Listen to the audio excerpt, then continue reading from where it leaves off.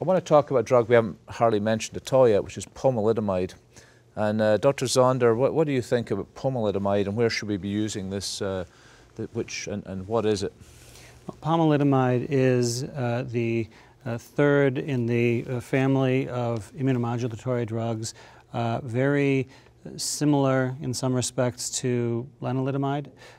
It's an oral medication given once a day, generally for 3 weeks on, 1 week off. Some of the risks are very similar, thrombotic risk. Right now it's used in patients who've had previous therapy that has included another immunomodulatory drug and a proteasome inhibitor and are relapsing. It's a useful drug for some patients. The response rates are modest when used in the labeled indication. We saw a very large series of patients reported at ASH 2014. Yeah, what did that trial show us that we didn't know before? You know, to be honest, I think it reconfirmed what we already knew in a very, very large patient set, about a 30 to 35% response rate. It was about 400 patients, is that right? So 500 and something. How many? 538 patients. So it was a large safety set. Very large series of patients. And I don't think we saw anything surprising in terms of toxicity. It's the most potent of the three IMiDs, and it does seem to have activity when others haven't worked. Dr. Kumar, Mayo Clinic used a lot of pomalidomide. What would you tell the community oncologists watching us? Where should they be using pomalidomide? So I think you have to put it in the context of, again, the triplets that we want to use in some of these early relapse patients. I think the pomalidomide, especially when it's, I think there are two roles. One is in the more frail, more older patients who have already seen some of the other novel drugs, maybe somebody who is coming off a Revlimid-based treatment, such as a first trial. So if those patients are relapsing from a lenalidomide dexamethasone regimen, I think an older, frail patients, a pomalidomide dexamethasone would be something that would be safe and well tolerated. But I think the more important role for pomalidomide is going to be in combinations going forward. And we saw some results. Dr. Lacey from your group presented the combination of pomalidomide with bortezomib. What did that look like? So that looked very effective. I mean, almost 80% of the patients had response to that combination of pomalidomide, Velcade, and dexamethasone. And this was a group of patients who were refractory to lenalidomide going into the clinical trial. So that clearly shows some synergy again between the proteasome inhibitor and the immunomodulatory drug, even in the refractory setting, relapse setting. And we also have seen some data looking at the combination of carfilzomib and pomalidomide and dexamethasone, which also looks equally promising. So I think pomalidomide has a very good role to play as combinations in the triplets in the relapse setting. So I remember a few years ago talking to one of my colleagues, and we were just salivating at the idea we could put carfilzomib and pomalidomide together. Has anybody had experience using those two drugs, Dr. Berenson? Well, I was just going to comment that we are presenting data here at the meeting using the pomalidomide combination with Doxil and Dex and Rev refractories and having very good luck, excellent safety as well.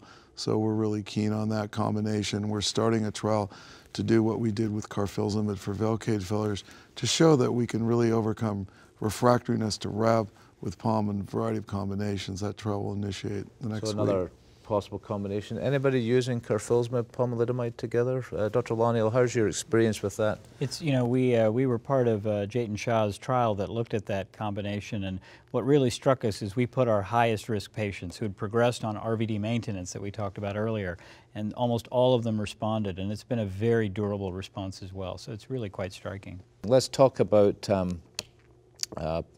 histone deacetylase inhibitors. We haven't talked about those yet. What do you think about do you know what the Panorama trial is, Jeff, and can you explain to the audience? This is panobinostat. Right, so there was a study published of bortezomib with or without panobinostat, and what it showed was it was a positive study, a modest improvement in progression-free survival. How long was that, do you remember? I believe it was about 3 months difference. 4 months. 4 months. 4 months difference. And that sounds great. What's the problem? The downside is that there was a significant toxicity difference. What did that look like? GI toxicity was an issue, diarrhea specifically. It was you know, it's hard to know how to use a new medication which offers a modest improvement in outcomes, but at the cost of significant toxicity. What do you think, Dr. Lonial? You have any thoughts on Pomalidomide? Yeah. I mean, I think the HDAC class is a very active class, not as a single agent, but as a partner to proteasome inhibitors and potentially with IMiDs as well. I think the challenge with that study was that it was using IV bortezomib. And we don't use IV bortezomib anymore. And in fact, in sub-Q series, there's suggestions that the GI tox is lower. Jonathan Kaufman from our group presented at ASH 2014 data on carfilzomib plus panobinostat, and the GI was markedly less, with PFS of almost 11 months in a refractory patient population. So I think it's a good drug. We just have to figure out how to use it. So I'd like to wrap up our discussion on relapsed disease. We've heard some enthusiasm for triplet therapy. We've heard that proteasome inhibitors combined with IMiDs are very effective and alkylating agents can still be used. We've heard that you can put some of these new drugs together, carfilzomib and pomalidomide. We've heard a little bit about a new drug called panobinostat, which might have its place in certain patients with some side effect management. Is there anything anybody in the panel thinks that we haven't covered that they would like to? Yeah, I think two unexplored areas are that escalating doses of drug, you can rediscover responses, certainly with IMiDs. We hope to show that now with Kyprolis as well. We don't have that data. And I know many people scoff at the antibiotic Biaxin or clarithromycin. Certainly the Cornell group has suggested it works, and I can tell you on many patients who fail IMiD steroids, adding that drug in gives you durable responses. These are simple things to do. I certainly wouldn't do it in high-risk disease, but in slowly relapsing patients, those are things you can try.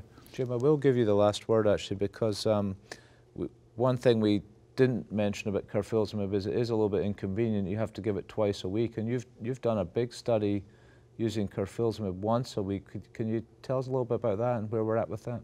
Yeah, the idea behind the study was the inconvenience of the 1, 2, 8, 9, 15, 16. So we've done a once weekly study. We finished the phase 1, reported that ASCO, very promising data. We finished enrollment. We'll report at ASCO next year on this. Hope to send it in. Just stay tuned, but I think we may see some changes. It looks like we'll be switching to weekly one of these months. Yeah. Well, thank you.